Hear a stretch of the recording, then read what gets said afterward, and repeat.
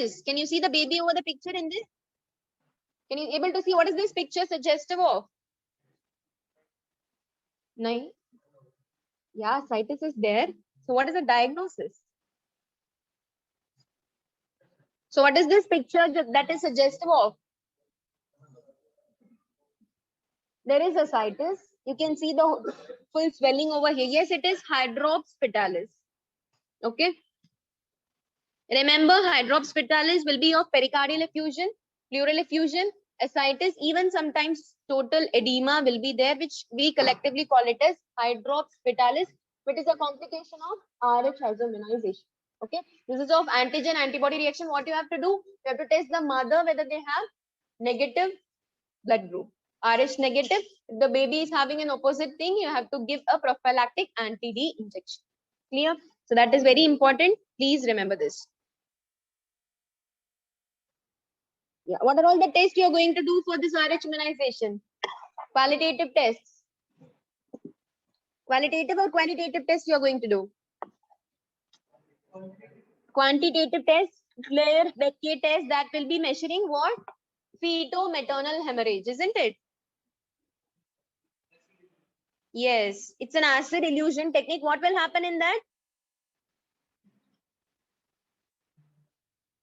Feto-maternal hemorrhage, which you can able to see whether the RBCs, you can differentiate between the RBCs of maternal RBC and fetal RBC. That is what you can get it in Claire-Beckett test, which is a quantitative test. Please remember that. And it is for feto-maternal hemorrhage. Remember that. Please don't forget. For precaution, we are going to give an anti-D injection. Injection anti-D would be given. And what are all the most common complication within this? Most common complication. One we have seen hydrops fetalis. Sorry.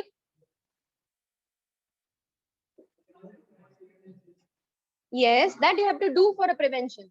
As a prophylactic thing, you will do in 24 weeks. Then what you will do? If suppose indirect Coombs test is positive. Now, indirect Coombs test is positive. You have to repeat the test. Now, indirect Coombs test is positive at suppose 24th week or 28th week. Now you have to do, please remember, amniocentesis. Okay. So if they ask you, if they mention this weeks, 24th or 28th week, what is your answer? You have to do amniocentesis, or you have to do a better treatment by blood transfusion for the women in that time itself. Either it might be a peritoneal transfusion or from the cord. You can do. Okay. So if you have been finding it in which week? 24th or 28th week, or in between that.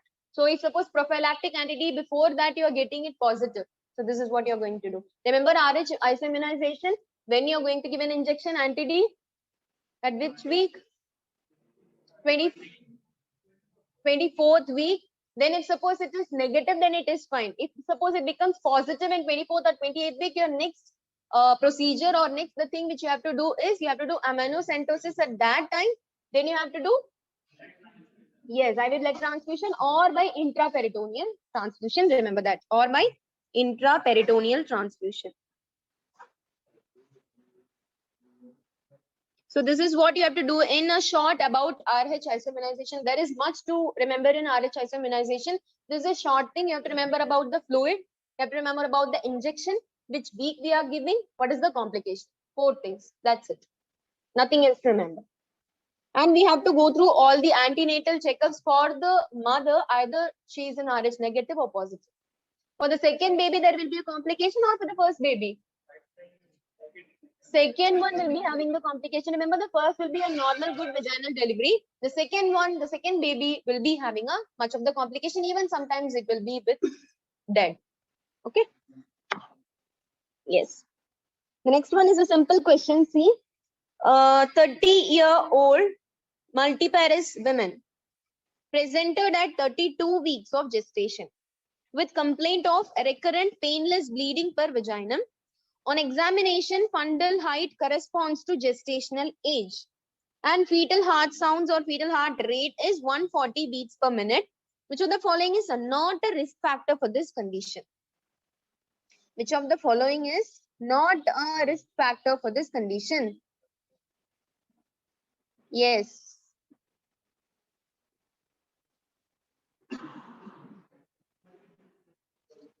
Which of the following is not a risk factor? First, you have to diagnose what is the condition is, then you have to think about the risk factor. Actually, what is the diagnosis here? Which is not a risk factor. Yeah, it's a placenta previa. Why it is placenta previa? Painless bleeding, then fetal heart rate is present. What is the difference between which you can find an abruptia placenta and placenta previa? Yes. Most probably fetal heart rate you cannot able to hear because of the blood clots that is present inside. Okay. So it's the first difference. You have to notice two things. What are the two things you have to notice? If suppose you're thinking about placenta previa or abruptia placenta, remember fetal heart rate, a cardiac activity, fetal movement, and the cause. These three things to be very sure if you have been thinking about placenta previa or abruptia placenta. Okay, so here in the question they said it is 32 weeks of gestation, which means it is not a term thing, it is not a term labor. And complaint of recurrent painless bleeding, it is a recurrent painless bleeding from per vaginum. On examination, fundal height is equal to gestational age and fetal heart rate is also present. So what are all the examples or risk factors for placenta previa?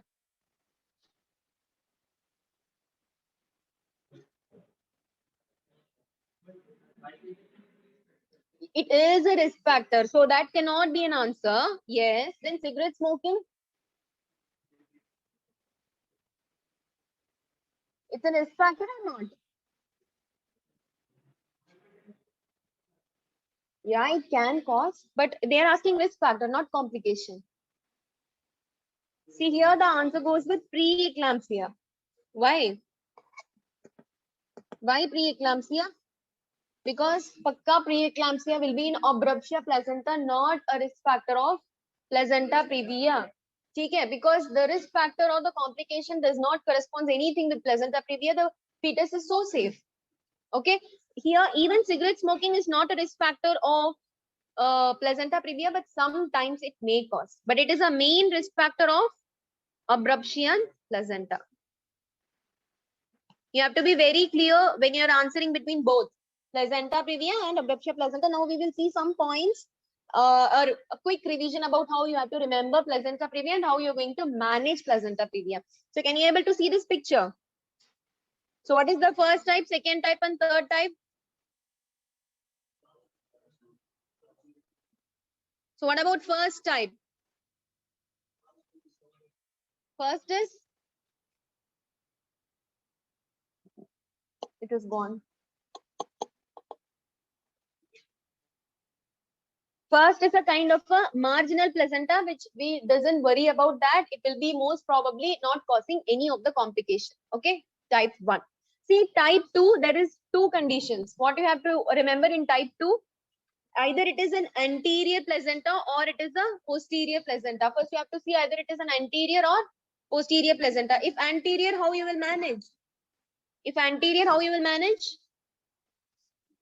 Simple, normal vaginal delivery is possible. Remember, NVD, that is normal vaginal delivery, is possible in anterior lying placenta previa, type 2. Okay, now type 2 posterior. Is it possible of normal vaginal delivery? It is not possible. Why? It is not possible. Why?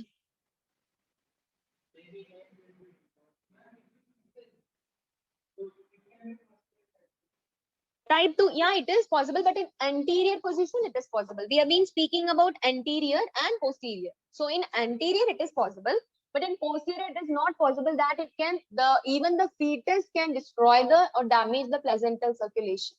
Uteroplacental flow, while the delivery can be affected or damaged by the fetus itself, so it can cause uteroplacental insufficiency. Further fetal distress will be there, then fetal death will be there. Clear? So the posterior type 2 will be always cesarean section. So if they give you an example in the question, placenta previa, while the physician is examining per vaginum, she or means the physician is found that placenta is in posterior condition, you just, if you recognize it is type 2 posterior, then direct answer should be cesarean section, not normal vaginal delivery. Now, in type 3, incomplete, then in incomplete, if you do per vaginal examination, first you have to do per vaginal examination. Two conditions are there. If the placenta, see here, incomplete means half it is there, right? So during per vaginal examination, if the placenta moved away, fortunately, then you can go with,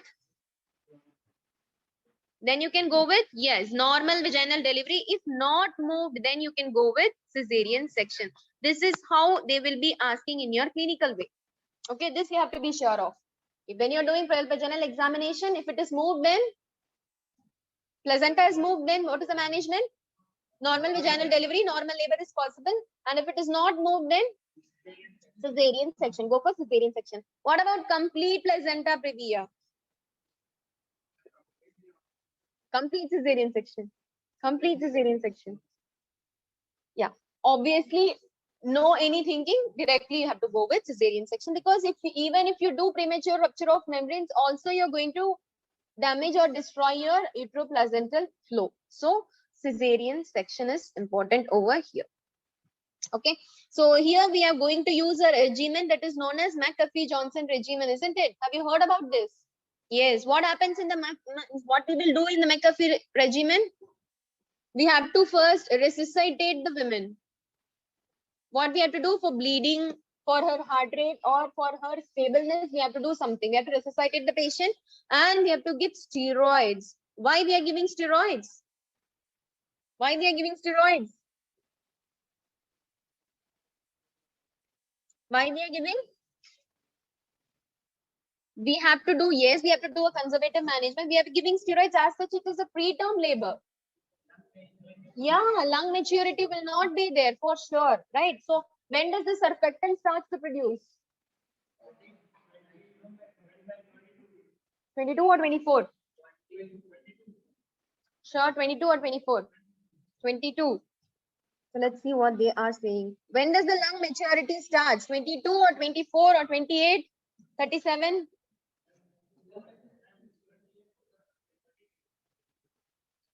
Let's see what these guys are answering. So then I'll be showing you the answer. Yes, very right. 22 weeks is the lung maturity starts, and as it's a not preterm labor, we are going to give it with steroids. Then we have to give sedation. Then we have to do sedation. So what is the first thing we cannot do for McAfee regimen or in a placenta previa patient? You are doing normal vaginal delivery, suppose. Okay. Type 2 is there. Anterior placenta is there. You are doing normal vaginal delivery. What is the first thing you should not do in placenta previa? What you should not do in placenta previa?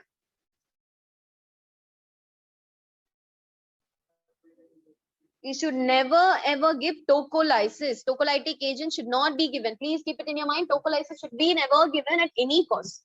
Okay, why? Yes, exactly. So that's the reason we are not going to give any tocolysis during placenta previa. Okay. So now we have seen few. Yes. 22. 32 is not possible, right? 32 is regarding the preterm labor. It is start produced at surfactant. Surfactant production starts at 22. 22. It will be carrying it on, but it will never be completed before the preterm time. Okay. Till the term time it starts, it will be never completed. It will be getting matured. The production will be maturing. But when does it start? It starts in 22 weeks. Okay. So this is the few things you have to keep it in your mind regarding placenta previa. What are all the things? First, painless bleeding. Remember, recurrent painless bleeding. And about the fetal heart rate, for sure it will be present. Two things you have to keep it in your mind. What does it rate? Painless bleeding. Then about fetal heart rate, even though sometimes fetal movements will also be present, you can able to palpate it. So three things, keep it in your mind. It is always causeless. There will be no cause in them because of this bleeding. So if we see about abruptia placenta, what you have to keep it in your mind? There will be painful bleeding. Remember, in abruptia placenta or placental abruption, you will have painful bleeding.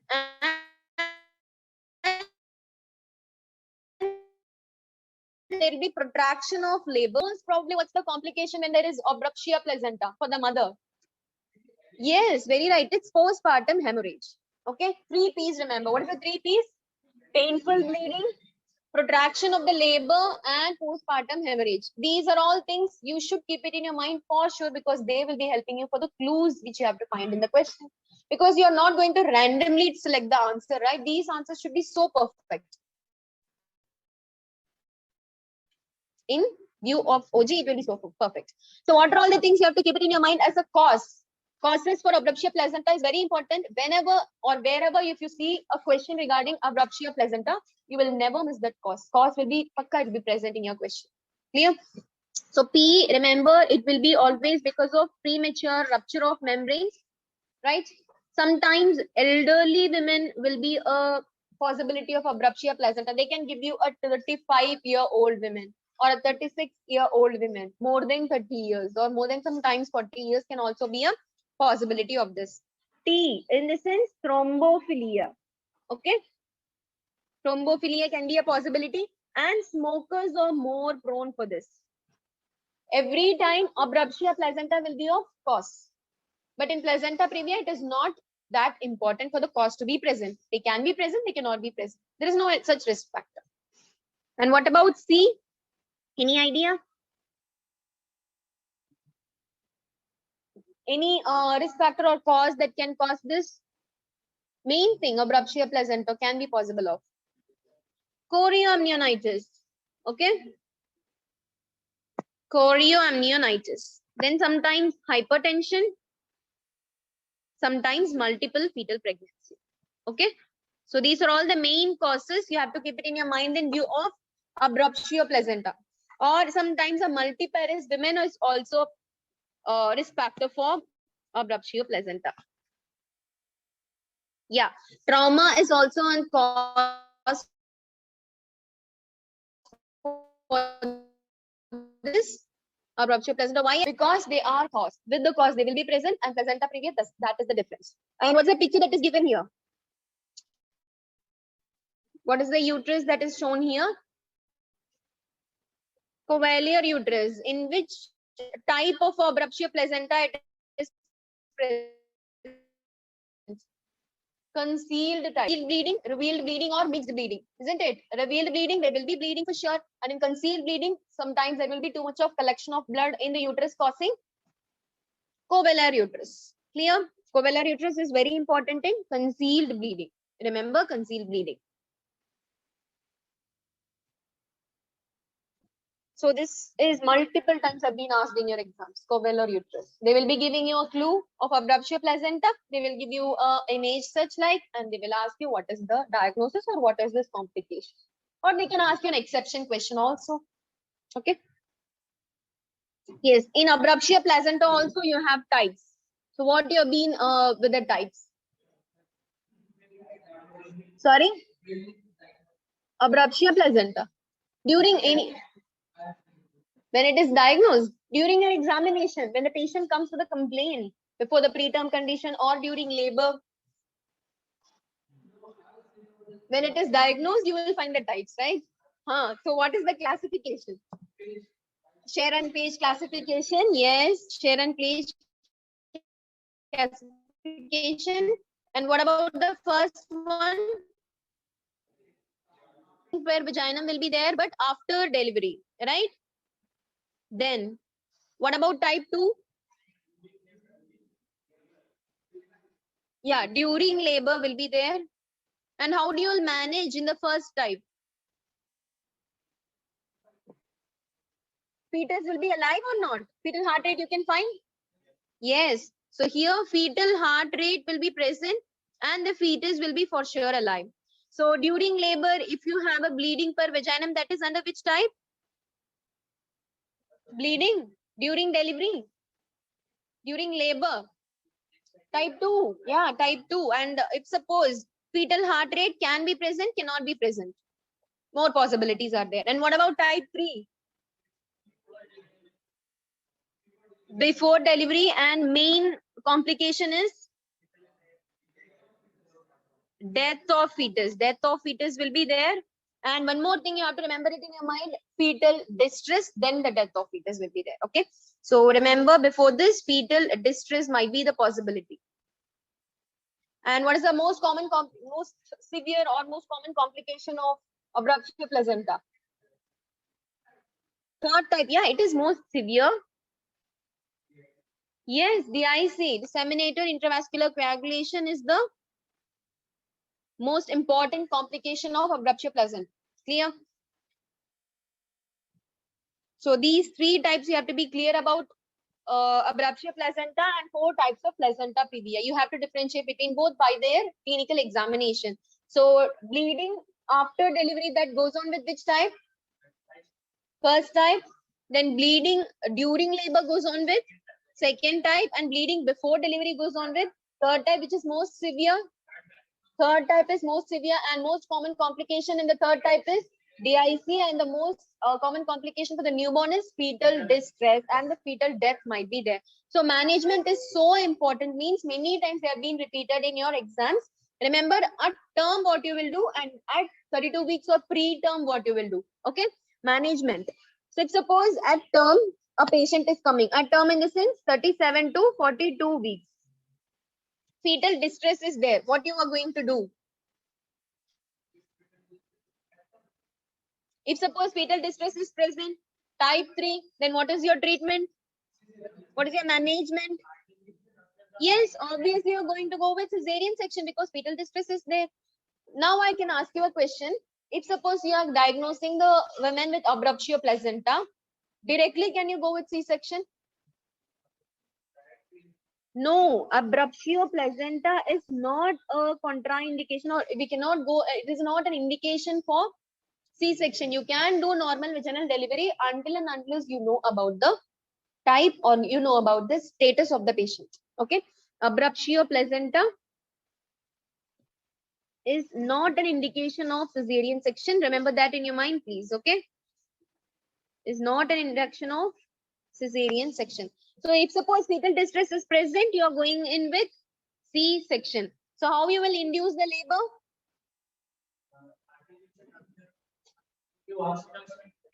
No, yes, artificial rupture of membrane should be there.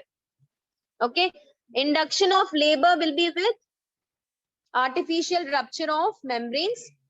And if suppose you have to augment the labor, you have to prolong, you have to continue or proceed with the labor, then you have to give oxytocin. Okay, so there is much difference between inducing the labor and augmenting the labor, prolonging the labor. Okay, yeah, but when we are going to give tropholysis is important. After your diagnosis is so fine, then you can give. Can you do pervaginal examination in abruptio placenta? Most of the times it should not do. Even if you do, you yourself make the patient or a fetus in a fetal distress condition, right? So ultrasound you have to do most common condition, and the uterus will get burst if suppose there is a concealed bleeding. Okay, so that is important to remember. If suppose 32 weeks, then what we have to do? Steroids. You have to give resuscitation. Resuscitation in the sense you have to make stable for the patient. You have to stable the patient. Then you have to give steroids. Then you have to go with steroids. Then you have to wait and observe till 37 weeks reach. If suppose she gets the labor pain, you have to continue on with the normal vaginal delivery regarding the status of the women. That is very important. Okay. So what are all the things you have to keep it in your mind in abruptio placenta? First, the cause. What are all the cause? Pets see hypermultiple, or you can say hypertension is multiplied. Pets, what are all the pets thing? P for premature rupture of membranes, and E is for elderly women. So these are all the clues that I've given you. Okay, elderly condition, and yes, then T is for thrombophilia, any kind of a thrombophilia as if the women is having. S is for a smoker, they can give. Even trauma is also an risk factor or a cause for abruptio placenta. C for chorioamnitis, then yes, then multifetal pregnancy or multiparous women is also a good risk factor or a good clue for you to find the answer. I hope now you're clear with the placenta previa and abruptio placenta, right? Few points only you have to keep it in mind, nothing else.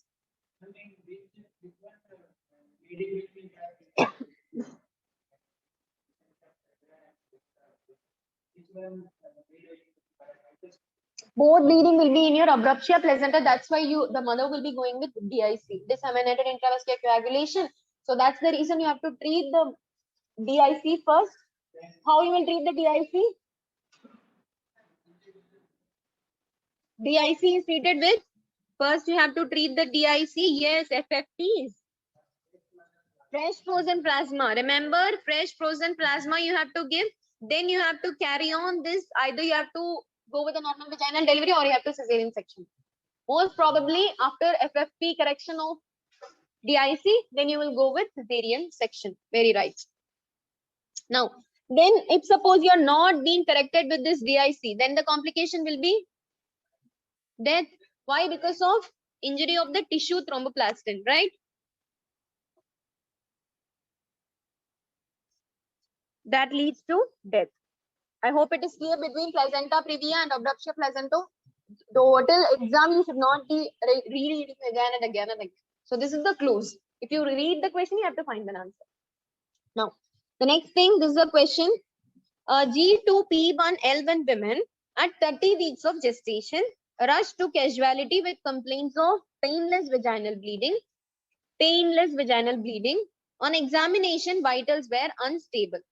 For vaginal active bleeding present, which of the following complications cannot be anticipated in her?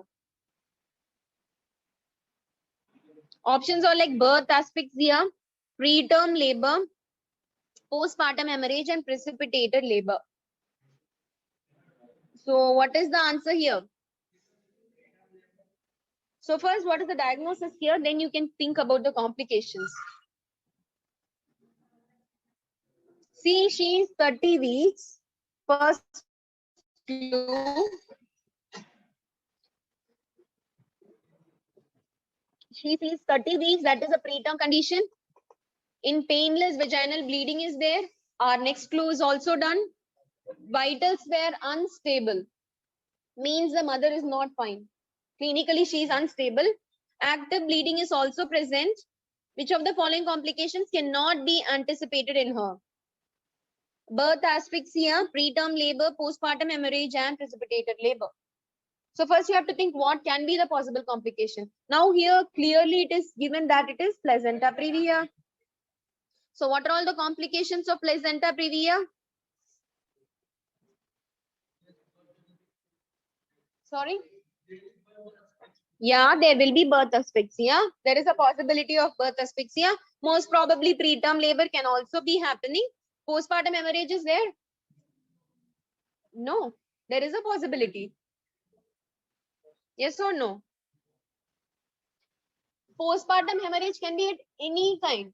In any of the things you can have postpartum hemorrhage. It doesn't mean like all of the placenta previa women will not have postpartum hemorrhage. It depends upon their condition at that time of delivery, right?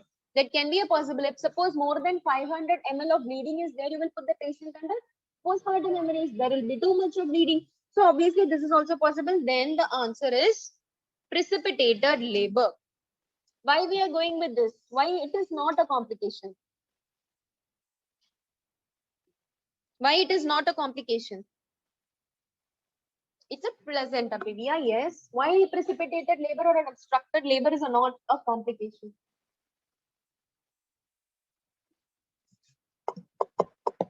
Yeah, patient is unstable. You have to think about it, no? Precipitated labor is an answer. Here, obstructed labor is not a complication. So why?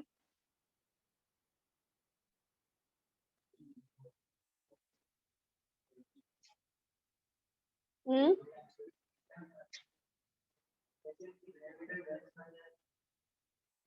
G2P1L1, yes.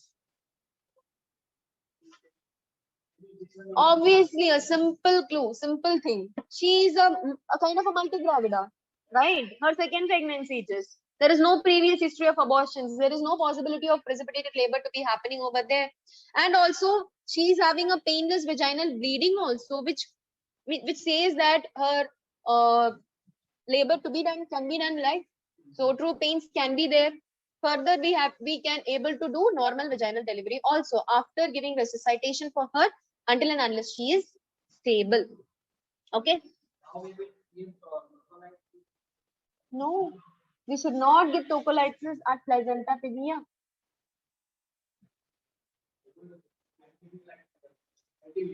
Hmm? Yes. When you manage the patient, now she is not in term. She is in preterm condition, right? So you will resuscitate her. You will make her stable. As she is in preterm condition, you have to do resuscitation for her. Then you have to stable the patient. Then you have to give steroids for them. As a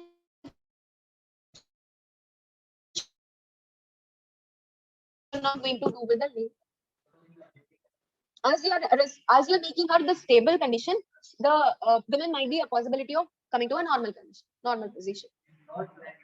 Then you can then you can end up with the termination of pregnancy, right? Then you can end up with termination of pregnancy regarding the condition of the women.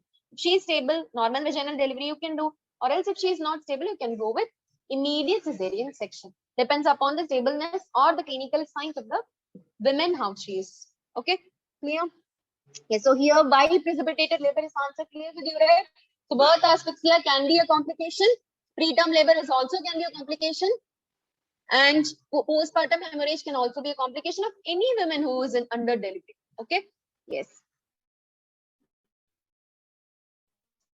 Now, now about pregnancy induced hypertension.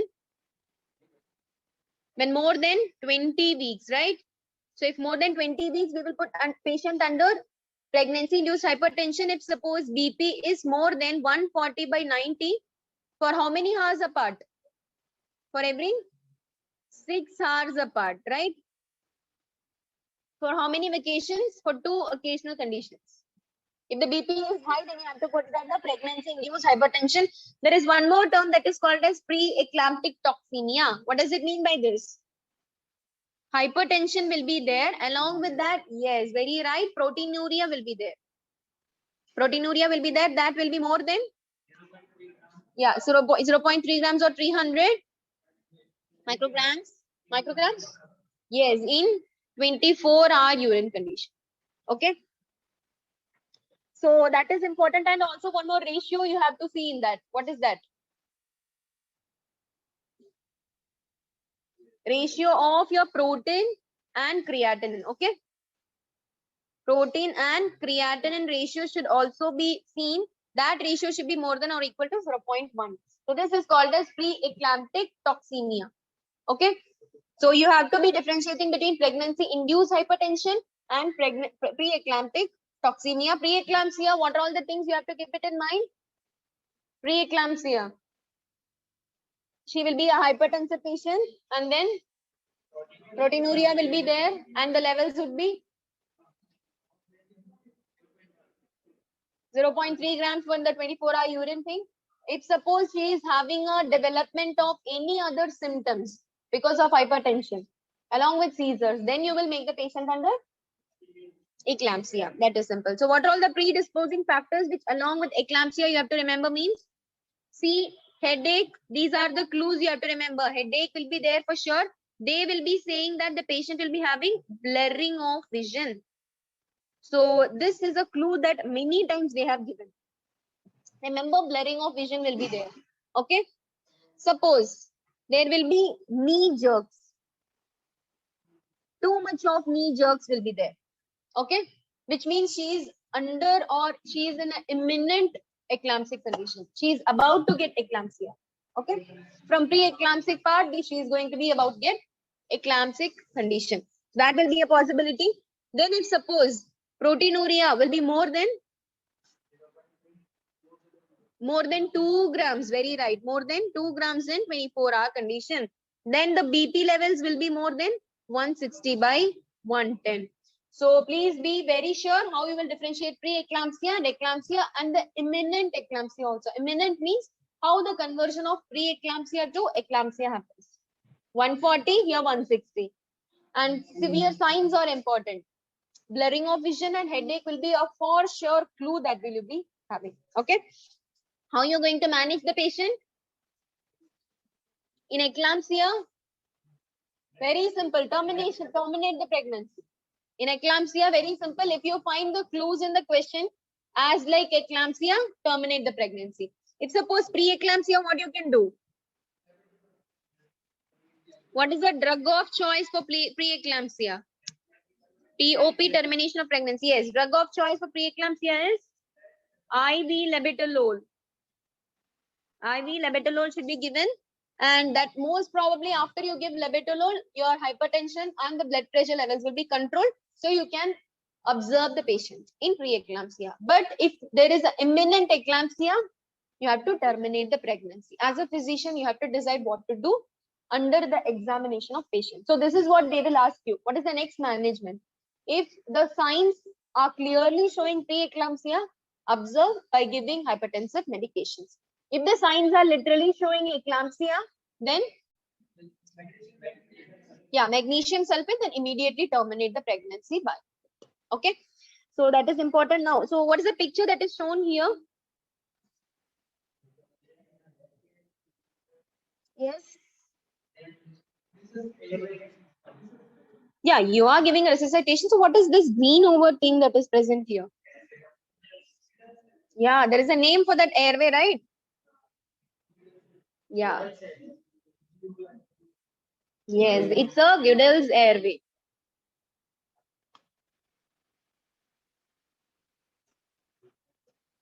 A year back, they have asked this picture also. Okay, Gudel's airway, remember this. And the most important step in the management of eclampsia is, what is the most important step in the management of eclampsia?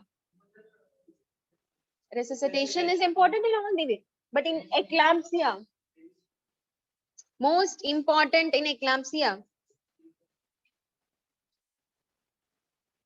Yes. We are not asking about symptoms, we are asking about management. Deliver, terminate the pregnancy, very simple. Remember always in your mind, whenever you read about any kind of a condition or any diseases, any prognosis or any pathology, remember short things in your mind so that nothing will forget from you. Okay, whenever you're going for the revision, that will be useful. So that thing is important. What is the drug of choice for hypertensive emergency? Then when you will give methyl dopa, when you will give methyl dopa, what's the dosage of labetalol? How much you will start? 20 milligram IV, remember. Okay, then you have to check the BP on levels and then you have to change the medication. Now, there is some contraindication in hypertensive drugs, right? The mnemonic is FAB. Please remember FAB. What is the contraindicated drugs in hypertension in the pregnant women? Furosemide, then yes, beta blockers, then AC inhibitors. Why you're not going to give these drugs? What is the importance? Why it is contraindicated in a pregnant mother? Yes, it crosses the placental barrier. Then one more importance. That is right. Furosemide, AC inhibitors, and beta blockers are strictly contraindicated as a use. Yes, growth restriction. IUGR is very important. Intrauterine growth restriction is a very important complication for the fetus. So you are avoiding these drugs. Okay. Growth restriction will be there. What you said is right. Placental cross will be there. Placental barrier they will cross. As such, they are crossing that. So obviously they'll cause growth restriction. Very right. Now, so AC inhibitors have other side effects also. Remember hypocalvaria, renal agenesis, and oligohydramnios will also be there. Always oligohydramnios, remember renal agenesis. If renal impairment is there, if kidney function is not proper, then obviously you will be ending up with oligohydramnios. So when you will have polyhydramnios, cause or risk means you can say the cause of polyhydramnios. Sorry? Yeah, postterm baby, you will have polyhydramnios. What is the cause of polyhydramnios?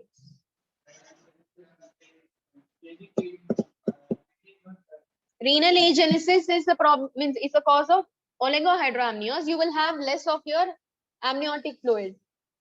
When you will have polyhydroamnios or when you will say polyhydroamnios? There is a possibility.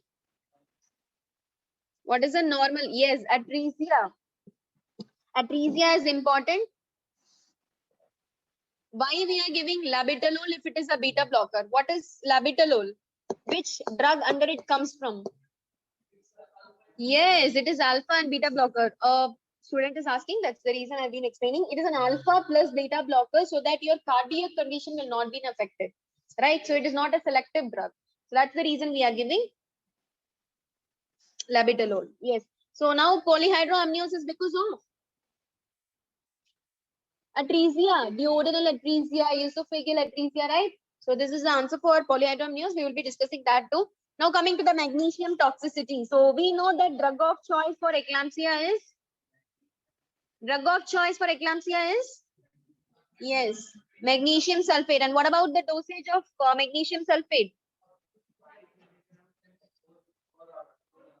Yes, actually 4 to 7 milliequivalents you can give. If it reaches more, if the dosage is more, what you will have? You will have first loss of patellar reflex. Okay, knee jerk you cannot find if it reaches about 10 milliequivalent. If you cross that 10 milliequivalent. If suppose respiratory depression or respiratory paralysis, at what levels you can get it? More than 15, 14 to 17 or 15 milliequivalents you can get it. Then you can get a cardiac arrest. More than 30 milliequivalent, very important. Magnesium toxicity. So always what you have to monitor? You have to monitor, yes, respiratory rate, yes, knee jerk, and one more thing, one more important thing to monitor. Knee jerk you will be monitoring. You will be monitoring the respiratory rate. Then what about one more thing? Urine output, very right. Urine output, yes. So that is what you will be monitoring in view of when you give magnesium sulfate for management of eclampsia. Done. So what is the drug of choice for status epilepticus? Have you heard about status epilepticus? So what is the drug of choice? I hope your pharmacology is done. Yes. Anyone else? Drug of choice for status epilepticus? I'll see whether in the online one. Sure.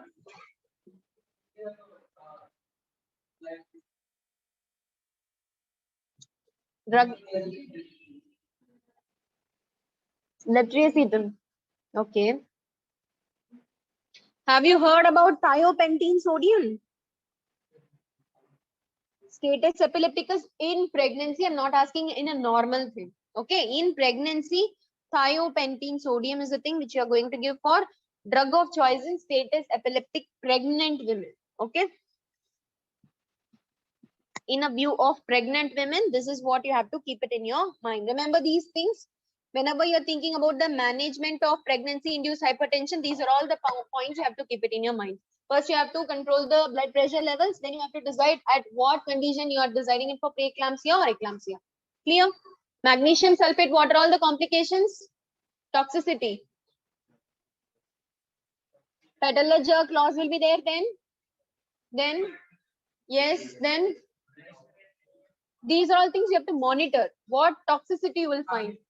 Cardiac arrest, respiratory paralysis, and patellar jerk loss will be there. Okay. Yeah.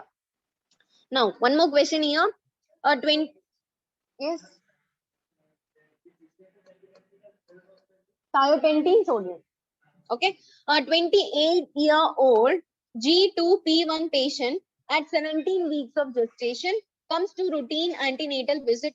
Her blood pressure is 140 by 94.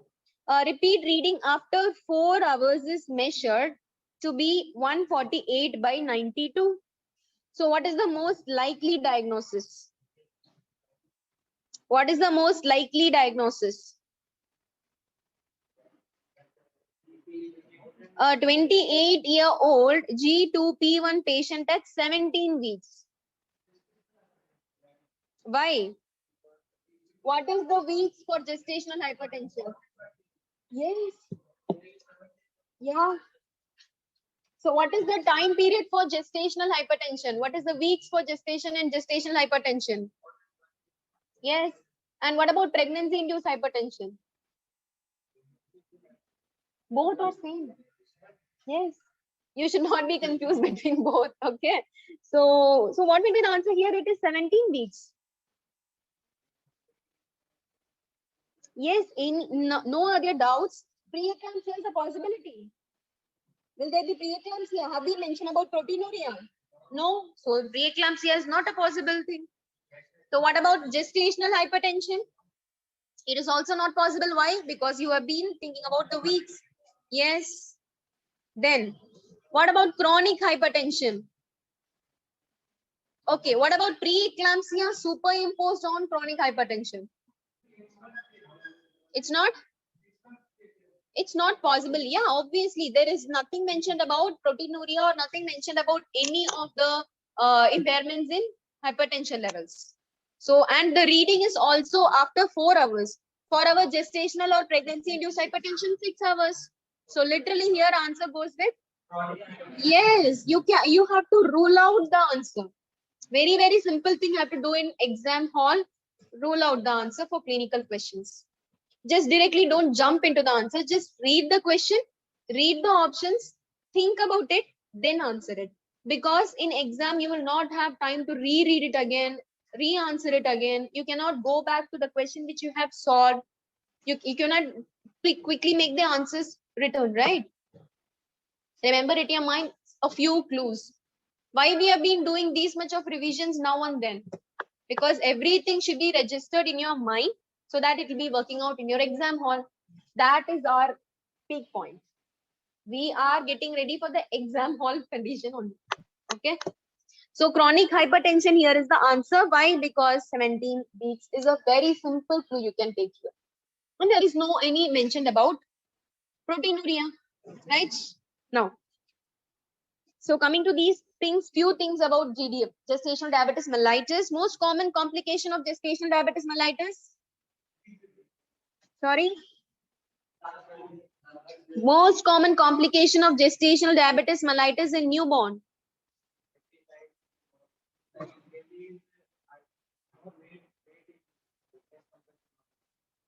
Okay. So what does we call it as? Overweight.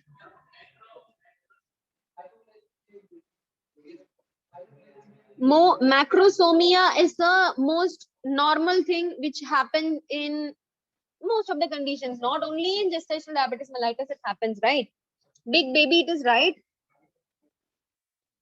Yes, cardiovascular diseases is the main thing that you have to keep it in your mind when you are speaking about the newborn. Okay. So most common complication of the gestational diabetes in newborn is cardiovascular disease. In that cardiovascular disease, which is most specific, which is the most specific cardiovascular disease.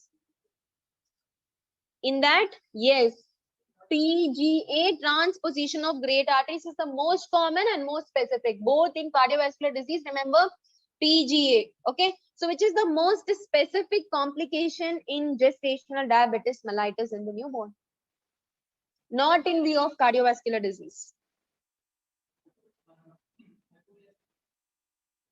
That is common. Most probably in the gestational diabetes mellitus, you will get. Yes, very right. Here one have been answered. So I'll wait till one of you get answered. Most specific. Everyone have been answering. What is their answers? Sacral agenesis or a caudal regression syndrome. Okay, that is the most specific complication. Remember, sacral agenesis. I hope you would have been noticed a picture over here. See this? What is this? Whenever we are seeing picture, the screen is not able to tolerate it. Right. So caudal regression syndrome or a sacral agenesis, which means a lower limb defect will be there. Okay. What is this? This is called as a sacral agenesis, in which below the sacral vertebra, they will not be having much of the development. Agenesis means no formation. No development or no formation below the sacral vertebra. Okay. Yes. Remember this sacral agenesis or caudal regression is the most specific complication. Which is the most common fetal complication of GDM? or you can say most normal, or which is also being possible for your newborns, both. That is your hypoglycemia. Which is a drug of choice for gestational diabetes mellitus? Drug of choice for gestational diabetes mellitus. Yes, why there is a doubt? Insulin is the drug of choice for gestational diabetes mellitus, and oral hypoglycemic agents. What is the preference? What about oral hypoglycemic agent?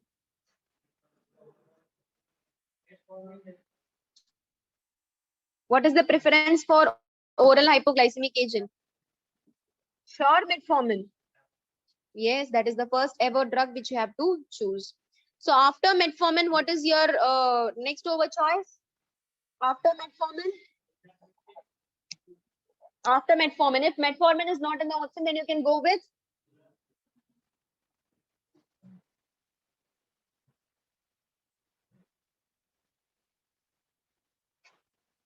I hope you have heard about glyburide, glibenclamide. Yes, that is also a safer drug to give. Remember glibenclamide also. Yes, clear? Yes, first and last are same, but still cardiovascular diseases, if they ask, then your answer is different. If suppose they didn't mention cardiovascular disease, then your answer should be different. Okay, so this is for the question which they have asked me. Now, this is one more question. All of the following are seen in newborn complication of a diabetic mother except hypoglycemia, hyperbilirubinemia, anemia, and hypomagnesemia. Why? So what will be there? There will be a possibility of polycythemia. Okay. So anemia will never ever be the complication of a newborn for the diabetic mother always. So what all can be there? There can be, yes. And also there can be some of the neural tube defects will be there or not in a diabetic mother. Then no.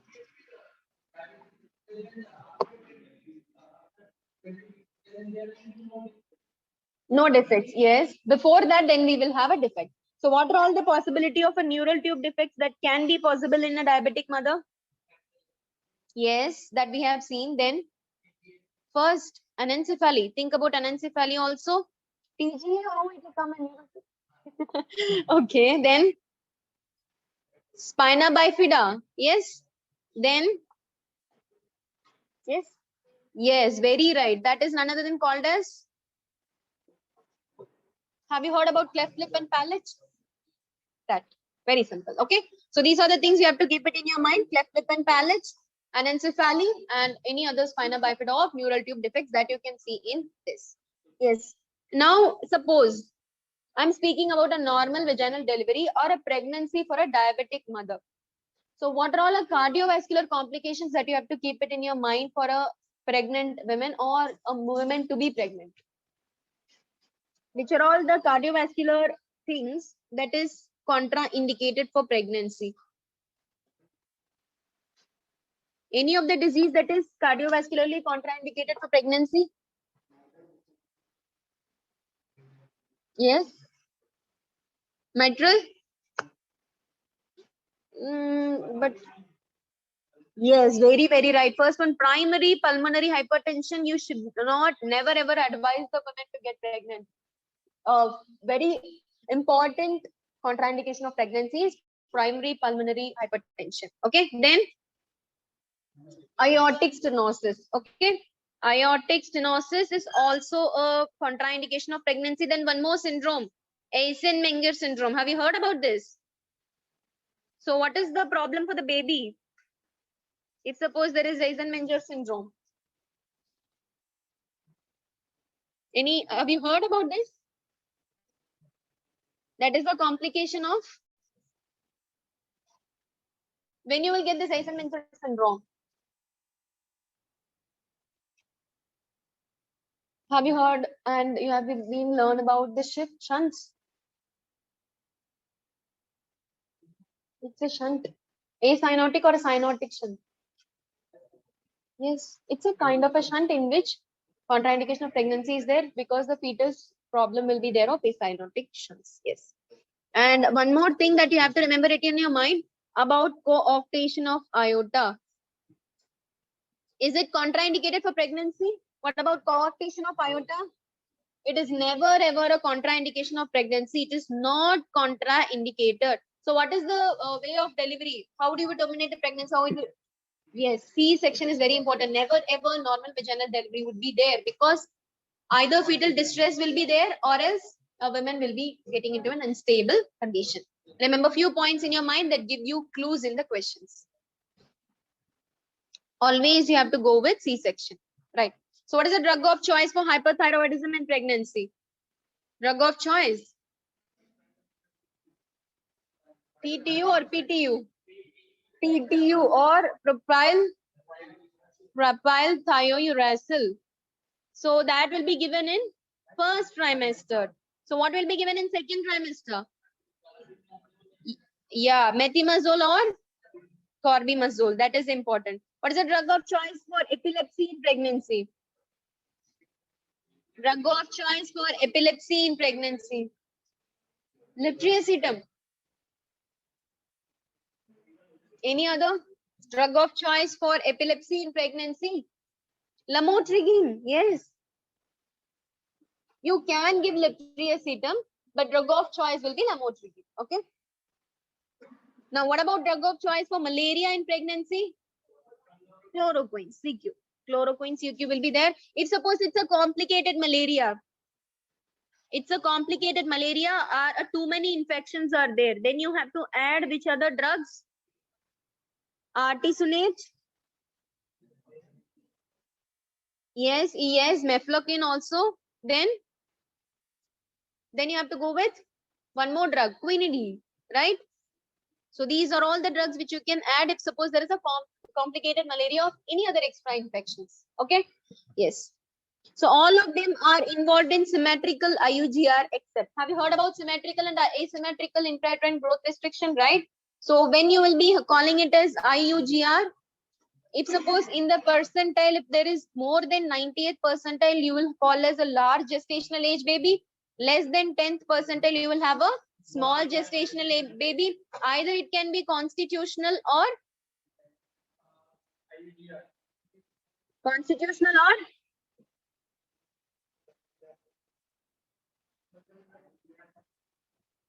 yes.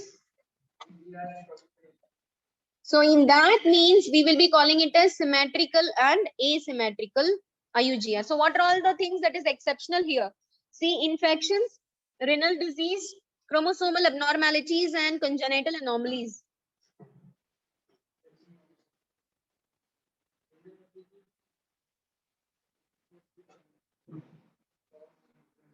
Artesunate.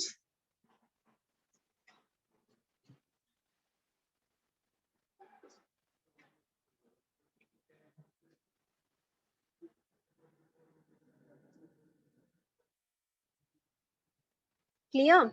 Artesunate, mefloquine and quinidine. Now, all of them are involved in symmetrical nature. What is the exception here? Infection, renal disease, chromosomal abnormalities and congenital anomalies. Infection is possible. Yes. Renal disease. Renal disease will be in asymmetrical IUGR. Okay. Asymmetrical IUGR because infection will be there in your symmetrical IUGR. Chromosomal abnormalities will also be there in your symmetrical IUGR and congenital anomalies will also be there in symmetrical IUGR. This question is just to give you a knowledge about IUGR that is important. Okay. And please read about ponderal index also. This ponderal index will be giving you an option for in pediatrics also. What is the normal ponderal index? Normal ponderal index.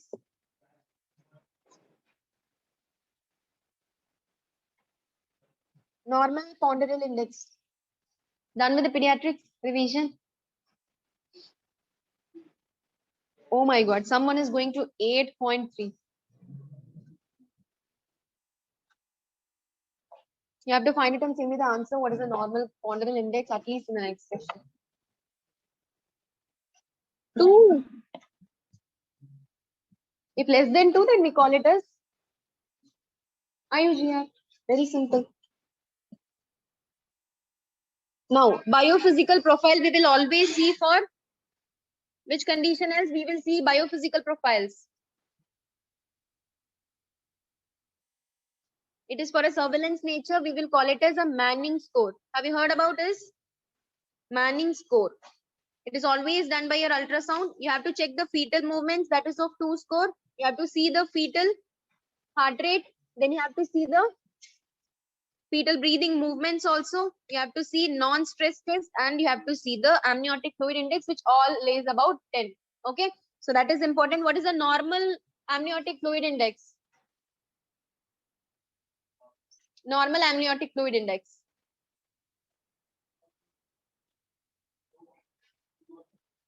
Amniotic fluid index, or the levels in centimeter, you can say. That is about 10 to 15 centimeter. Okay. If it is suppose less than 5, then you will be calling it as, it is always called as oligohydroamnios, and more than 24 or 25 centimeter, you will be calling it as polyhydroamnios. Remember about this biophysical profile also, there will be non-stress test, there will be fetal breathing movements, there will be fetal movements in the condition, how we can able to palpable it, fetal muscle tone and amniotic fluid also. Remember the packets, and remember the centimeter when you can able to say oligohydroamnios and when you can able to say polyhydroamnios. Okay. This is a bit quick revision. And what is this syndrome that is shown in the picture of the mother? What you can able to see in this?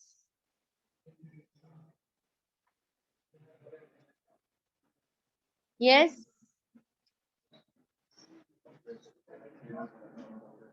Yes, vena cava is getting compressed. So what is the syndrome that will happen because of this?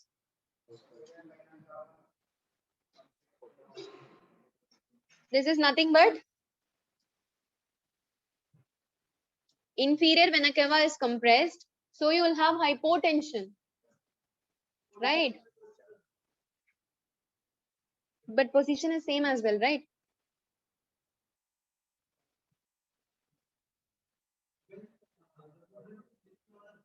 Hmm?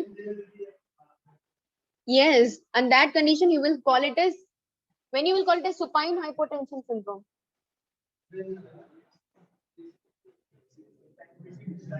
This, this, yes.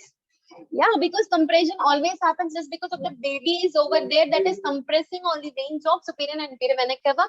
Most probably this inferior vena cava will cause the venous return lesser, that causes hypotension. So supine hypotension will also be there sometimes because of this compression. Okay. Yes. So we have been seeing about the decelerations also. See, very important thing is when you are going to see what deceleration. Quickly you can say when you will see early deceleration. Early decelerations.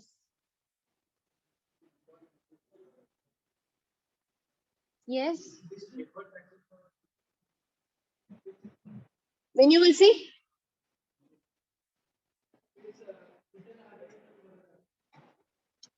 What is the compression that is over there? That is different. This we are speaking about deceleration in uterine contraction and fetal heart rate, right? About uterine contraction we will see, and about fetal heart rate we will see. So if suppose early fetal heart rate will be increased before the uterine contraction, then that is because of head compression, right? That is because of head compression, remember. And when you will be seeing variable deceleration, cord compression, whenever there is umbilical cord compression, you will have this type, means uterine contraction will be different and fetal heart rate will be of different response. So that is cord compression. So which is the most common deceleration that will happen? That is a variable deceleration that happens most commonly. Okay. And in late deceleration, what will be there? Late decelerations. Yes. Sometimes because of this late deceleration, you will have. Yes. And what about uterine contractions and fetal heart rate are not normal? If suppose both are not normal, then you will put it under variable deceleration. Okay. So always remember your late deceleration is because of uteroplacental insufficiency.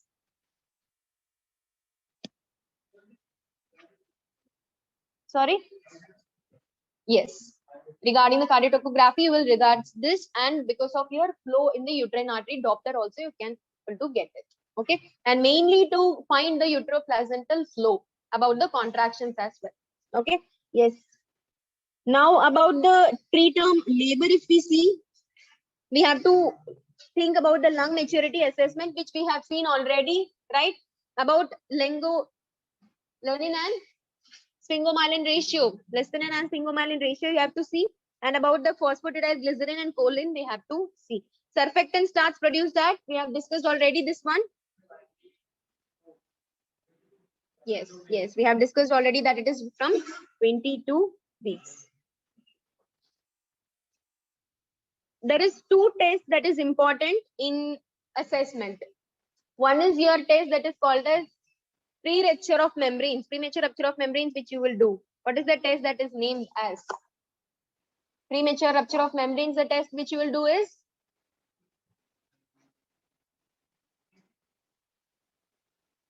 to test the fluid levels.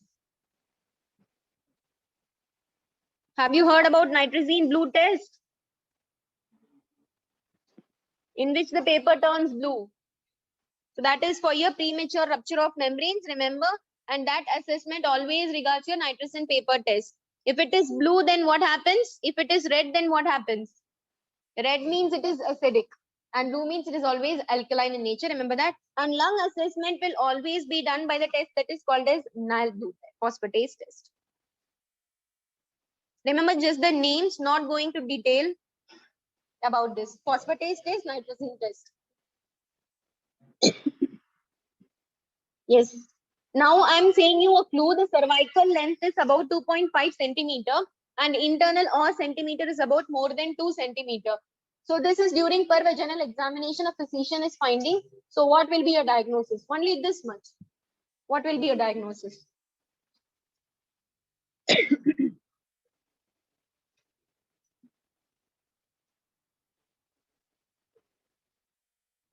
Cervical length less than 2.5 and internal os, yes, it is short cervix. What is the diagnosis? Diagnosis in the sense, what is the condition?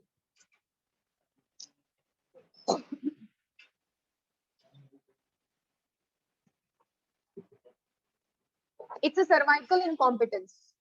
Okay, there is a cervical incompetence. Have you heard about T-shaped, Y-shaped, V-shaped, U-shaped cervix? So that happens in this cervical incompetence. So what you wanted to do in this, remember 2.5 centimeter will be lesser than the cervical diameter, so length, internal os will be more than 2 centimeter. If that is a pregnant woman, how you will find? And if it is a non-pregnant woman, how you will find? You are getting to know cervical centimeter is less than 2.5. You have to examine the patient further. If a non-pregnant patient is there and a pregnant patient is there, how you are going to further examine the patient?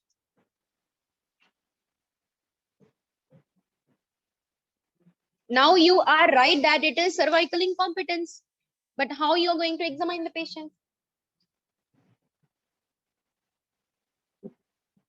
Remember, in pregnant women, always ultrasound is the diagnostic part.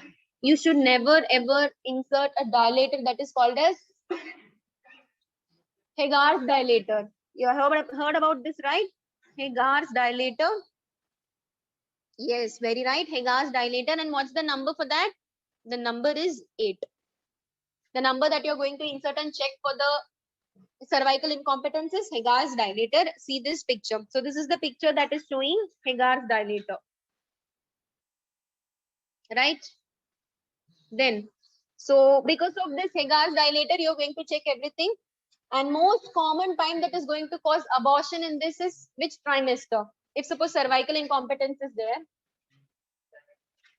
Obviously, 16 to 24 weeks. Second trimester will be the most common time of abortion for this. So obviously, you will be having a second trimester abortions. Hagar's dilator, remember the number 8 centimeter, but you will not do Hagar's dilator or vaginal examination or anything after when you have known that cervical length is less than 2.5. You have to go with ultrasound. Okay. So, and about the stitches that is shown here, what is this picture? This is the management of the cervical incompetence called as McDonald stitch. I hope you have heard about this, right? This is nothing but McDonald's stitch.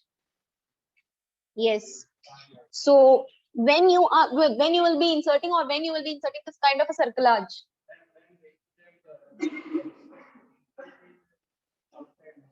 Now we are speaking about incompetence in the cervix. We have not gone after delivery. Now we weeks. Yes, in that condition also we can insert.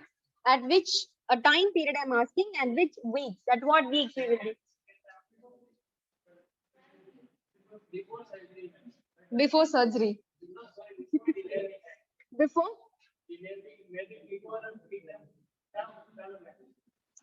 Around 14 to 16 weeks, anytime you can apply this suture. Up to what time? Up to 24 weeks. More than 24 weeks you cannot do. Okay, more than 24 weeks you cannot do. And when you have to remove it, that is very important. Removal of this cerclage is also very important. Removal of this suture is also very important. Yes, at 37 weeks. Okay, because if you remove before 37, then there will be a possibility of preterm labor.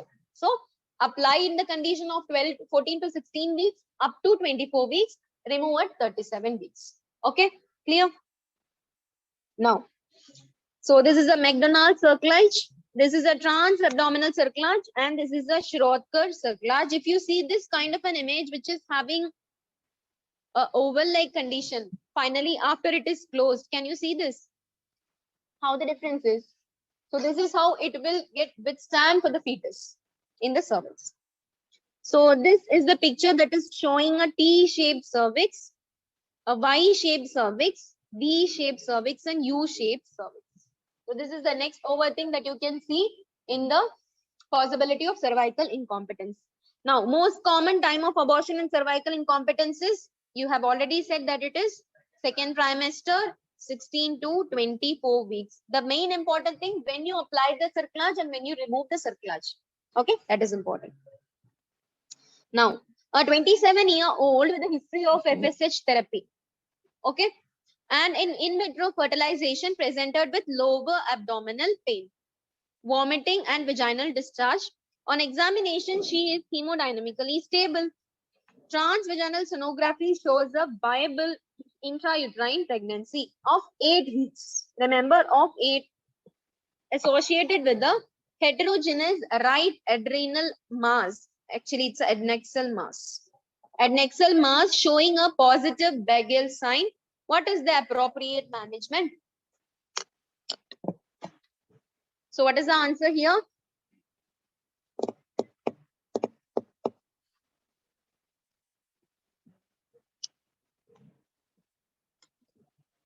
So what are all the clue things we have to find here? She is having a lower abdominal pain. She is having a vomiting, vaginal discharge, and she is hemodynamically stable, right? And though intrauterine pregnancy is there with 8 weeks, associated with right adnexal mass. What does it mean by the right adnexal mass? You can find. What is the diagnosis over here? Yes. Yes. So what will be the management next? Can it be adenoma? Right adnexal mass can be in any condition, right?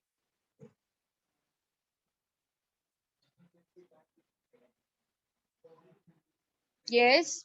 Where there will be in Begel sign will be there in ectopic pregnancy, right? It's clearly showing that it is ectopic pregnancy. And what is the management here? Yeah, but why it is right adnexal mass? Heterogeneous means out of the thing. When you will say heterogeneous, whenever it is outside or whenever it is different, you will say hetero. Heterogeneous right adnexal mass is there when during examination or when during a transvaginal sonography. So it will be most probability of a fallopian tube also. It can be out of intrauterine pregnancy, can also be formed. Okay. So that will be a most possible reason for this positive Begel sign. It will be in, then the positive means what is the management then?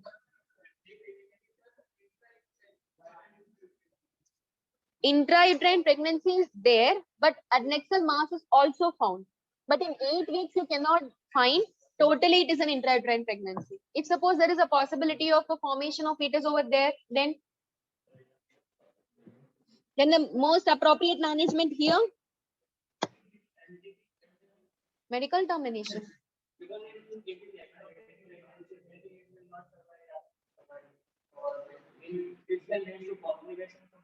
Yeah. Hmm. Okay. Surgical treatment. Why? Yes.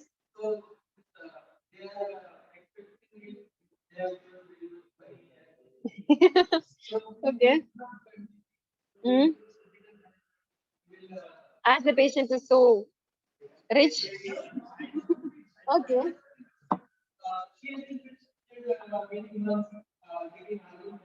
Hmm. So we will go with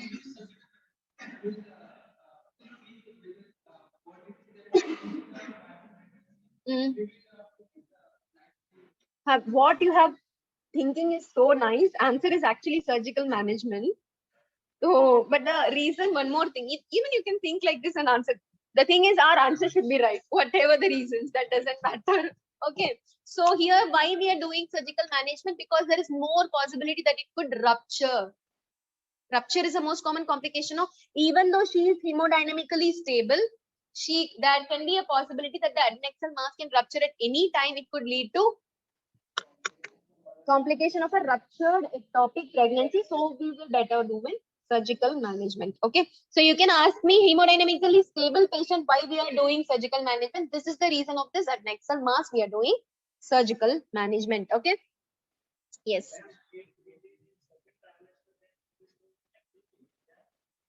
If it crosses, yes.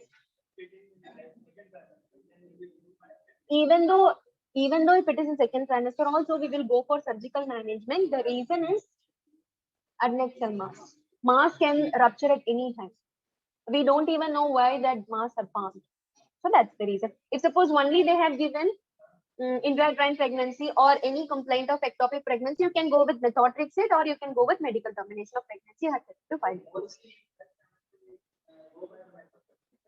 Yes, yes, yes. Regarding your beta HCG levels. Now, what we will see in ectopic pregnancy, it can be ovarian ectopic or it can be abdominal ectopic also. There are some criteria and what is the important tissues they were belonging to, criteria in your pregnancies. If it is ovarian ectopic, then your criteria is, have you read about that? Spigelian's criteria and Studiford's criteria.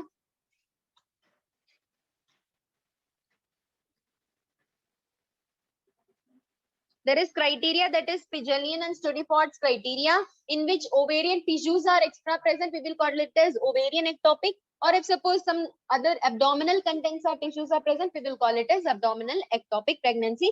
Most common site is, yes, fallopian tubes.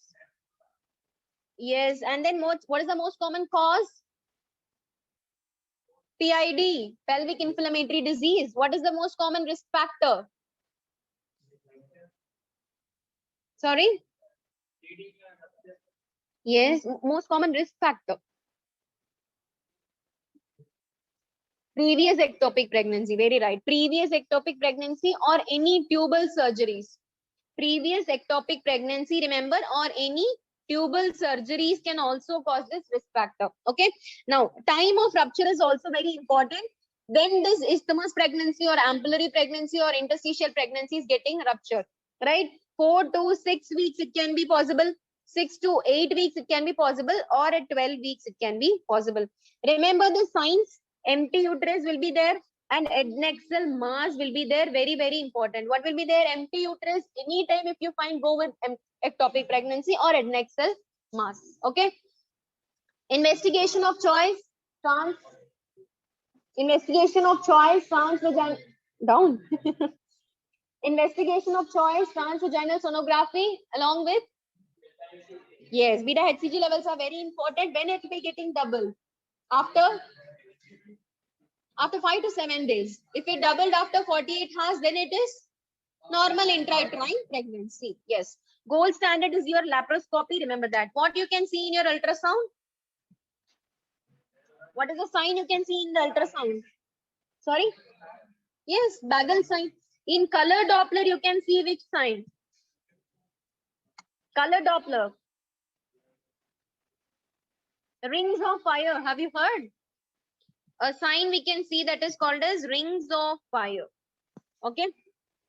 So that is important in this. See this picture in the, that means in this picture, what is shown in the ultrasound? A mass, a empty gestational sac. That's it. Literally, it goes on with ectopic pregnancy. Yes. One more thing. A 30-year-old woman was brought to the casualty. The reason we are given many questions over here, this is what they are going to ask you. They are going to ask you, obviously, clinical questions. So a 30-year-old woman was brought to the casualty in a drowsy state with complaints of bleeding per vaginum associated with pain in abdomen and history of amenorrhea for 8 weeks. On examination, BP was 90 by 60, heart rate is 140 beats per minute, UPT is positive, and what is the next level of management? UPT is positive, and BP is less, and the patient is hypotensive, drowsy state. It is ectopic. Okay, so what we are going to do? And she's unstable, so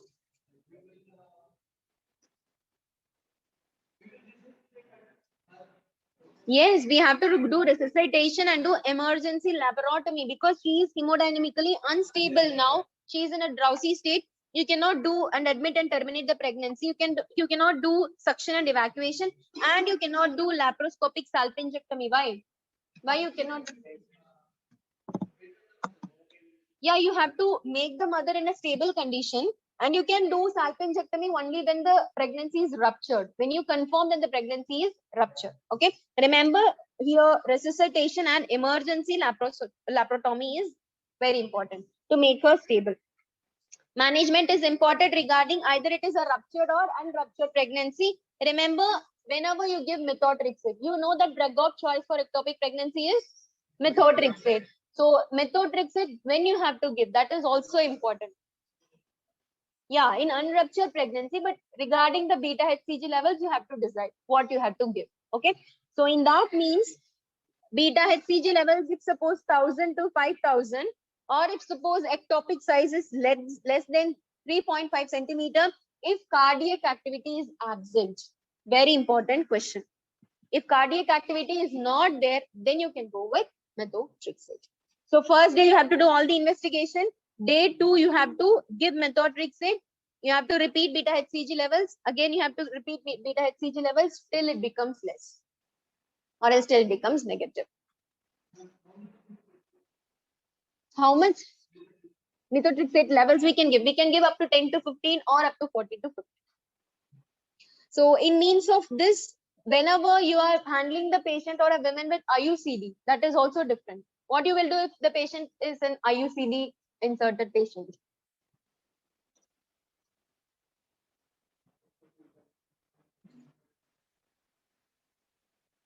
IUCD. If suppose the patient or a woman is with IUCD inserted patient who is a pregnant, what you will do? There is two conditions. Either you can terminate or you can continue. It depends upon the patient's wish. Either you have to remove the IUC, contraceptive device, How you will remove? By ultrasound, X-ray, or a kind of a laparoscopy you can do. You have to remove the contraceptive device for continuing the pregnancy or to terminate the pregnancy. Whatever you have to do, you have to locate the contraceptive device and then remove the device, even though to continue or even though to terminate. Right.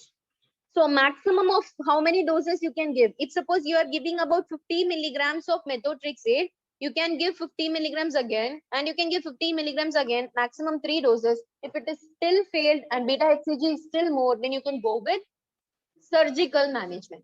Okay. So in view of surgical management, first thing is there is no response to medical management. You can go with surgical management.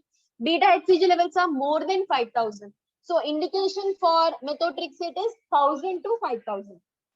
So if more than 5,000, surgical management. Mass will be more than or equal to 3.5. But for methotrexate, it should be less than 3.5. So size will also be less than 3.5. Size in the sense are size of the pregnant, ectopic size. And the cardiac activity will be present.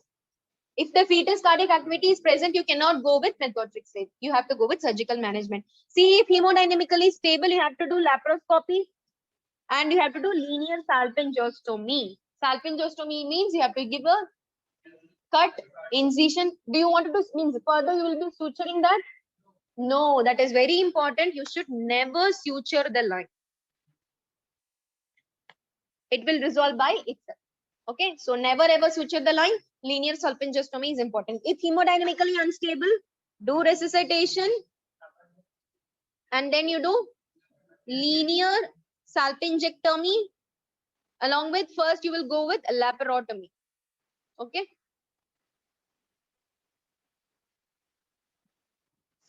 This is important to remember in view of management, either when you will go with medical management or when you will go with surgical management.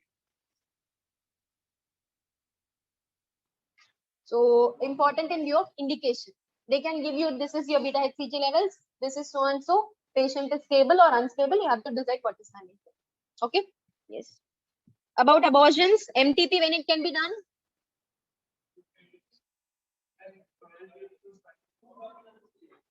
Yeah. About weeks.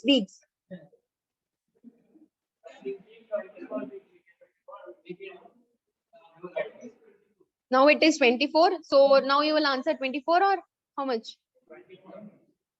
20 or 24? Sure.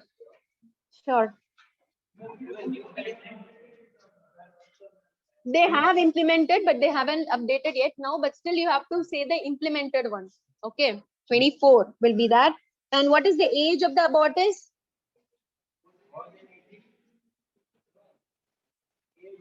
Age, gestation, weeks. When you will say that it is an abortus, less than 28 weeks. Remember, less than 28 weeks that you will call as an abortus. There are a few things to remember. Whenever there is an embryonic part and recurrent abortion. Okay. If suppose embryonic, only you will see the gestational sac. Okay. In embryonic part, you will not see a cardiac activity. Very important. No cardiac activity. So these are the clue points which they are going to give you in exam. Clue points are important. Okay. Yes.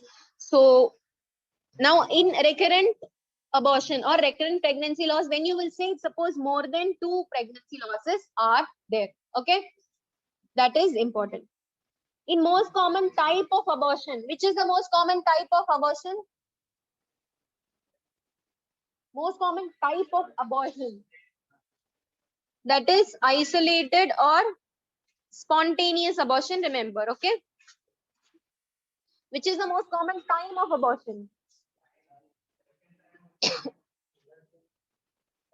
Which trimester? Most common time of abortion? First trimester. Most common cause of abortion? Most common cause? Chromosomal abnormalities. Very important. Chromosomal abnormalities. Remember, it can be monosomy, it can be trisomy, it can be anything. But remember chromosomal abnormalities. If they specifically mention which trisomy, then trisomy 16. Remember trisomy 16. If they ask you a chromosomal defect in abortion, Yeah, Down syndrome is also there. A part that is defective in chromosome, that trisomy will be monosomy 45XY. Which syndrome is that? 45XY is which syndrome? Yes. What is the doubt? Okay, what is the most common cause of second trimester abortion? That is uterine anomalies, right? Uterine anomalies, either it could be a septate uterus or it could be a bicoordinate uterus, either it could be any. Okay. Now, if suppose it is a uteral anomalies, so which is the most common uterine anomaly? That is septate uterus. How would you manage this if suppose septate uterus is there? Resection. You will use the hysteroscopy. You will just resect the part where it is being resect, means it is being curved, and you will make it as a whole one. So hysteroscopic resection is the management. Hysteroscopic resection is the management. In bicornuate uterus, what is the important thing you have to remember? What is the procedure that we will do in bicornuate uterus? You will do Straumann's metroplasty. What you will do?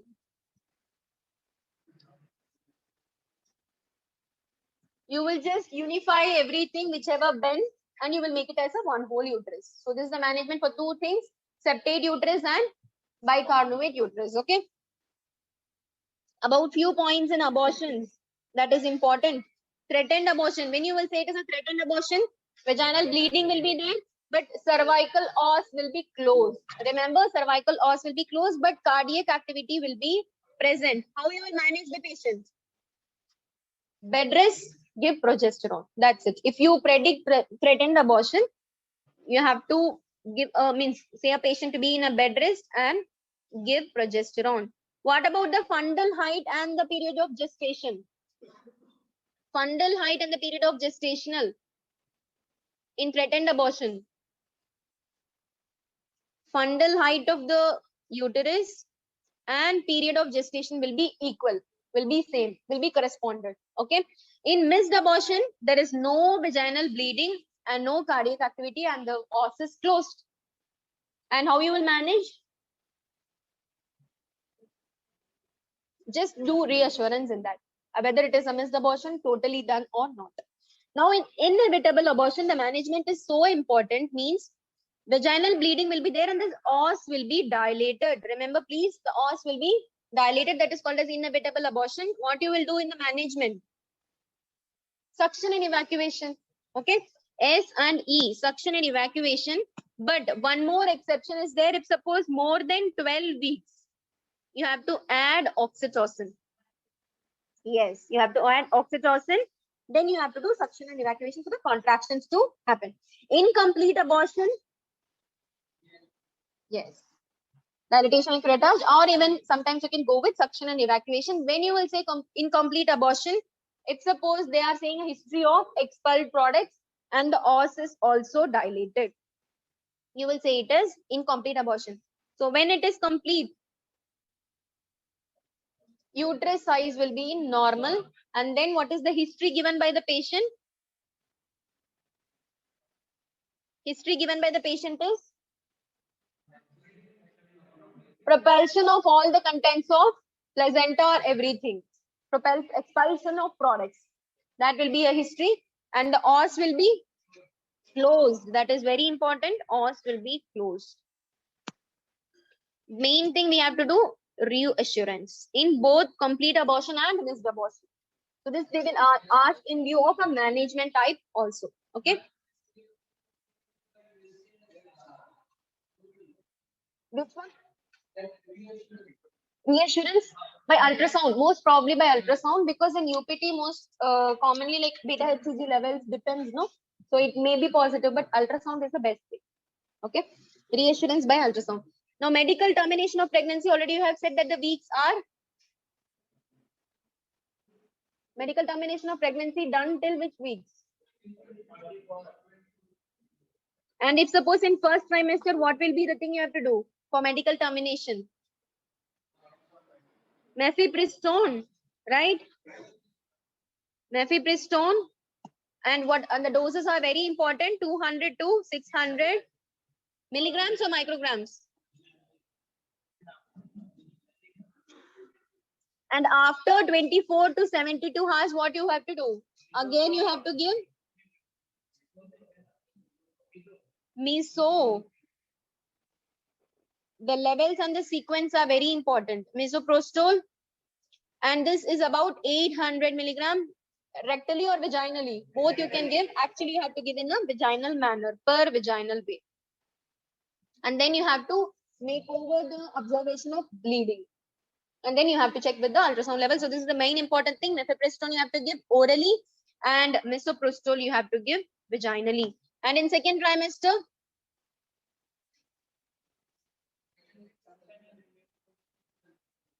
yes, surgical. Then what you have to do in a surgical manner? Directly surgery you will do in second trimester. Yeah, then we have to give prostaglandins. If suppose it is more than 12 weeks, we have to start with prostaglandins. So what are all the things we are going to give in prostaglandins? PGE1, that is misoprostol. Then PGE2, that is dinoprostone. And carboprost is PG. Yes, F2 alpha, that is carboprost. Okay, these things you can give in second trimester. Even you can do some other observations first, that is menstrual regulation syringe. This picture is asked before in your exam, menstrual regulation syringe. When we can use this menstrual regulation syringe? Till what time you can use this menstrual regulation syringe?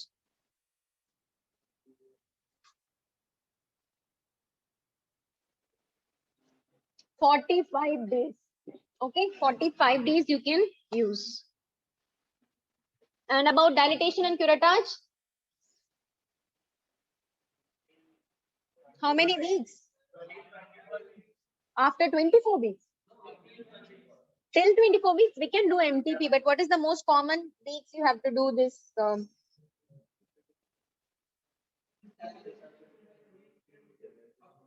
Up to 12 weeks, and most probably in your 8 to 12 weeks. Okay. And what about suction and evacuation?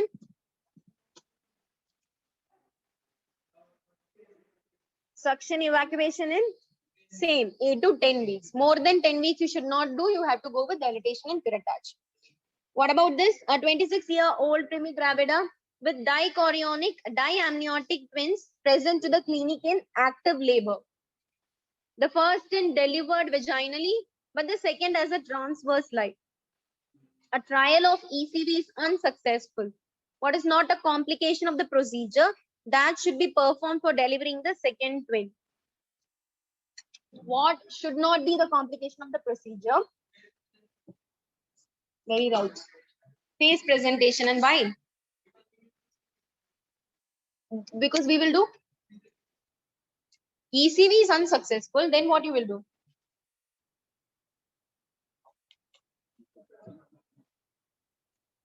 Internal podalic version. If external cephalic version is not successful, then you have to go with internal podalic version. If it is also not successful, then you will go with C-section. So for that C-section, which is not that thing we cannot able to, means in phase presentation we can do or not?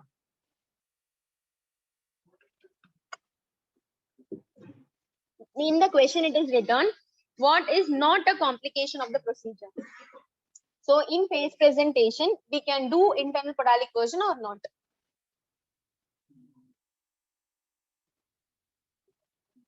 We can do. After external cephalic version, it is not successful. We are going to do internal podalic version. If uterine atony is there, you cannot give your hands and you cannot do internal podalic version. It can cause postpartum hemorrhage. If suppose uterine rupture is there, then the woman will go with, yeah. If vaginal laceration is there, totally it is not possible. But in phase presentation, you can go and you can do internal podalic version. You can rotate the baby and you can take it out. That's it. Okay. So here the answer is phase presentation. And one more thing, before the delivery of the second twin, you cannot give why? Even you should not give methyl ergometrin also. Okay. So these are all the chocolates which you should not give. Yes, labor pain will be stopped. A 35-year, one more question. A 35-year-old primigravida who conceived after in vitro fertilization therapy. Your rich patient have been came, I think, from ANC. Checkup at 38 weeks of gestation. Her obstetric investigation revealed that she was having BCDA twins. Means what kind of a twin she? Twins. On examination, first twin was found to be breech presentation and mother's blood pressure is 140 by 90 mmHg. On 2 occasions with grade 1 plus proteinuria. What should be done next?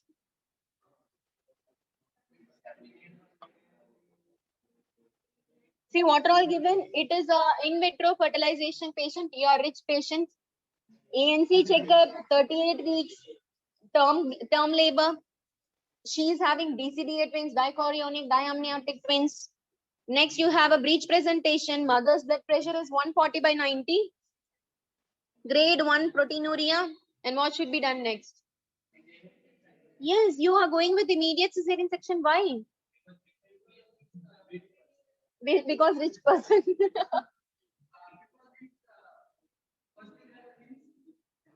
Yeah, twin.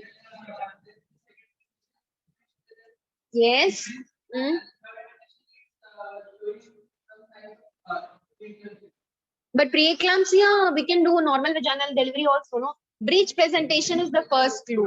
Breech presentation, when you see an option of this, even in twins, you can do vaginal delivery. If suppose vertex presentation of the first twin, you can do vaginal delivery. But even the first twin is in breech presentation, there is no even a possibility to give a try.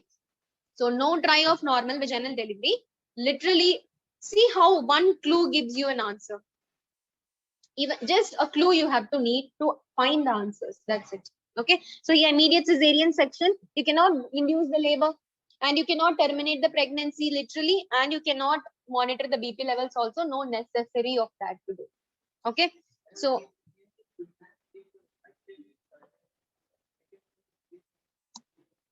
induce the labor. You have to induce the labor. You have to monitor the BP levels and you can induce the labor. Okay. Yes. In twin pregnancy, a short few things you have to.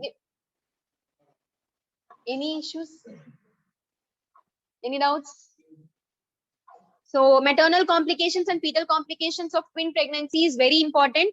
See, anytime there can be an abortion possibility, anytime there can be a hypertension possibility, and anytime there can be a diabetes mellitus, postpartum hemorrhage, and preterm labor. So 2 points also I have to mention you: super fecundation pregnancy and super 2 things.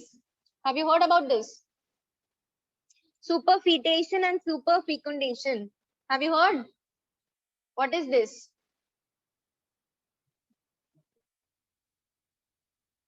Superfecundation and superfetation.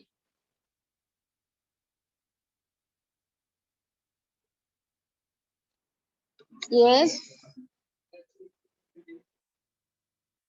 Superfecundation in the sense only one cycle will be there, but 2 oocytes or 2 eggs will be there. See, one cycle, but 2 oocytes or eggs. And in superfetation, you will have 2 eggs or 2 oocytes or 2 cycles will be there. Once in a while, they have asked this definition of superfecundation in your exam.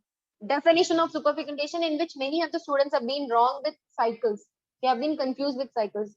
In Obs Daily, what you will do, you will read a very difficult topic and you will leave the easy topic, but they will give a twist in your easy topic.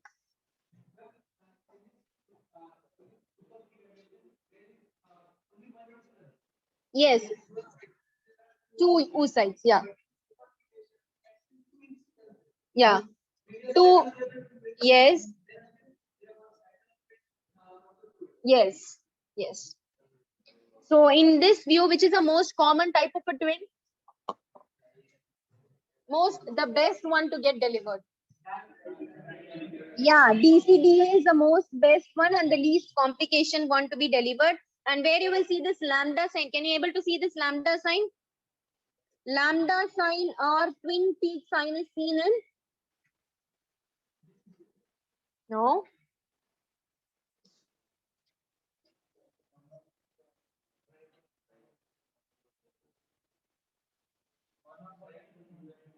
Dichorionic. Why there is a confusion? Two things, no? So dichorionic Mode, you will see twin peak sign, and you will see T sign here. Can you able to see this T sign? Monochorionic. Monochorionic.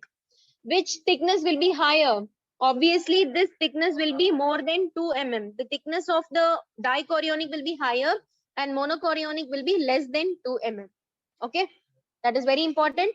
And this sign is also important in view of this T sign, lambda sign, or twin peak sign. And I hope you should be clear about the days also. 1 to 3 days, then they will be ending up with dichorionic or diamniotic. 4 to 8 days, monochorionic, diamniotic. What does it mean by monochorionic and diamniotic? Yes. Yes. And about monochorionic and monoamniotic, one placenta, one amniotic, one sac. And conjoined twins, which is the most common conjoined twins?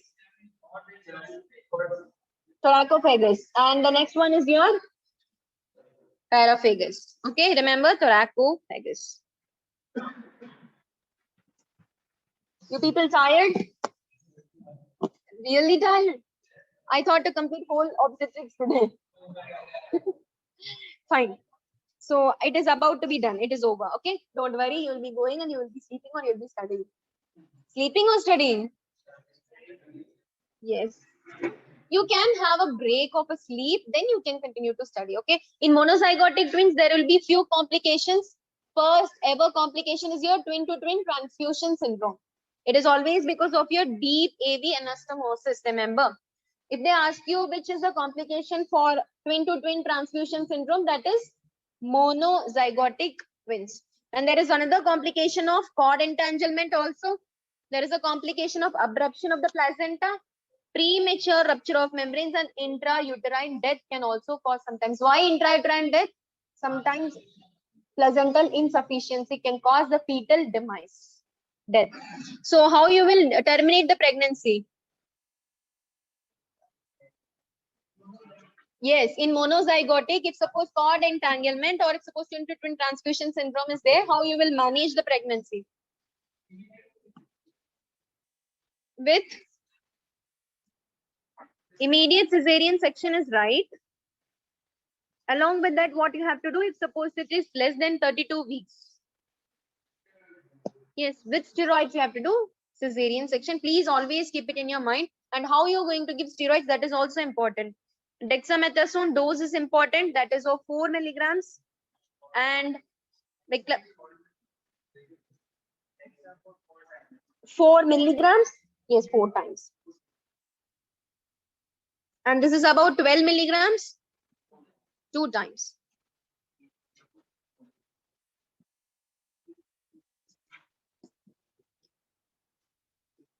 About only the leftover part is your molar pregnancy, and also few one-liners is also left. So that we will see in the next part.